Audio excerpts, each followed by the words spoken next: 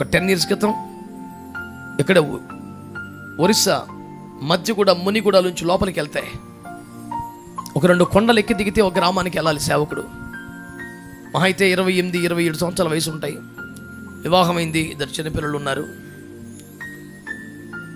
తనున్న చోట ఒక ఆరాధన జరుగుద్ది, 2 కొండలకి దిగి అవతల ఒక ఆరాధన జరుగుద్ది. వెళ్ళాడు సాయంత్రం. తెల్లవారుసరికి వచ్చి వెళ్ళి రాలేదు, 10 అయిపోతుంది రాలేదు. పాస్ట్ టైం డౌట్ వచ్చింది,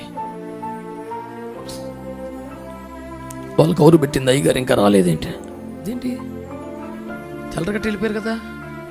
ఇటు నుంచి వీళ్ళు అటు నుంచి వాళ్ళు ఎత్తుకుంటూ వస్తున్నారు. మనసు గడి చింకిస్తుంది. ఒక చెట్టులోకి వచ్చాక చూస్తే ఓ చెట్ల కింద తల ఒక చోట, మొండెం ఒక చోట ఉంది. పచ్చి నెత్తురు అక్కడ ఇంకా ఉంది. క్రైస్తవ వ్యతిరేక తీవ్రవాద భావాలు కలిగిన వారు చంపేశారు.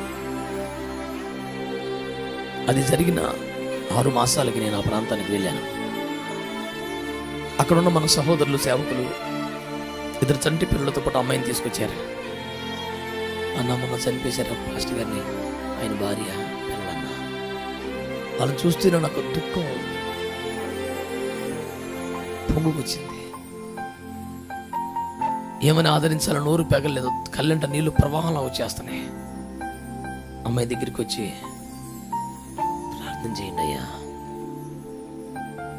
ఏం ప్రార్థన చేయమంటావు అని అడిగాను. ఆమె మనసులో ఏముందో, అసలు ఏం ఆశపడుతుందా, ఏం చేయమంటావమ్మా అంటే, చిన్న పిల్లల్ని చూసుకునే వాళ్ళు ఎవరన్నా దొరికితే అన్నయ్య, మరి ఆయన గారు వదిలేసిన సేవకాల ప్రతి వారం 2 కొండలు ఎక్కాలన్న, నేను వెళ్ళాలి కదా ఇప్పుడు అంటుంది. హృదయం పగిలిపోయింది. ఇడిచి కొడితే 23-24 సంవత్సరాలు ఉంటాయి ఆ పిల్లకి. విధవరాలు అయిపోయింది. తన భర్త తలను చేతిలో పట్టుకొని కూర్చొని నడుస్తుంది. మొండెం ఎక్కడో ఉంది. 2 చంటి పిల్లలు పెట్టుకుని ఏమని ప్రార్థన చేసి బిడ్డ అంటే, మొన్న ఇచ్చిన పిల్లల్ని ఎవరిని చూసుకునే వాళ్ళు దొరుకుతాయని, నేను ప్రతి వారం 2 కొండలు వెళ్ళి రావాలి కదని, ఆ బిడ్డలను చూసుకోవాలి కదని, వాళ్ళు చల్లారిపోతారని. ఎందుకు బ్రతుకుతున్నారా? కేవలం దేవుని రాజ్యం కోసం బతుకుతున్నారు.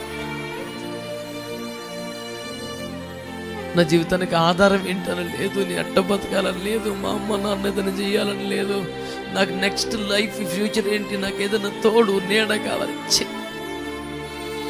నా బిడ్డలను చూసుకున్న వాళ్ళు ఒక్కరు దొరికితే నమ్మకస్తులు. నేను రేహిం బాబులు ఆ విశ్వాసాలు చల్లారిపోకుండా అసలు మళ్ళీ ఆ దారికి వెళ్ళడానికి భయపడాలండి. ఎంత పెద్దల మగోడైనా ఒక ఆడబిడ్డ పిల్లలను చూసుకుంటే నేను వెళ్ళిపోతాను ఆదివారం సాయంకాలం అంటుంది. నేను నీకేం ప్రార్థన చేయగలను బిడ్డ, నువ్వే నాకు చెయ్యి, నీ స్థాయిలో నేను లేనని చెప్పుకున్నాను నా బిడ్డ దగ్గర. ఎంత అద్భుతమైన వ్యక్తులండి వీళ్ళు, ఎంత అద్భుతమైన వ్యక్తులు. దేవుడు కంచె తీసి వేసిన అడవి పందులు పెళ్ళగించేస్తున్న, దారిపోయి వాడు కొమ్మలు ఇచ్చేస్తున్న స్వరం కూడా తగ్గలేదు ఆ బిడ్డకి.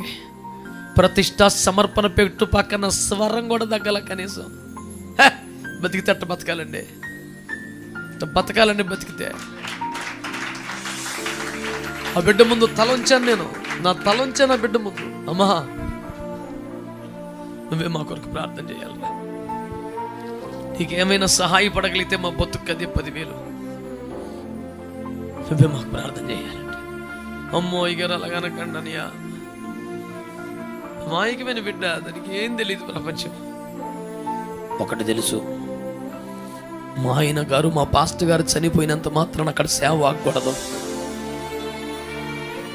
ఈ త్రోవలో వెళితే ప్రాణం పోగొట్టుకున్నాడు, ఆ త్రోవలో నేను వెళ్ళాల్సిందే నా బిడ్డల కోసం. స్కూల్తో 500 మంది ఉంటారంట, అక్కడ 10 మంది ఉండరు. వాళ్ళ కోసం లైఫ్ రిస్క్ చేస్తుందండి.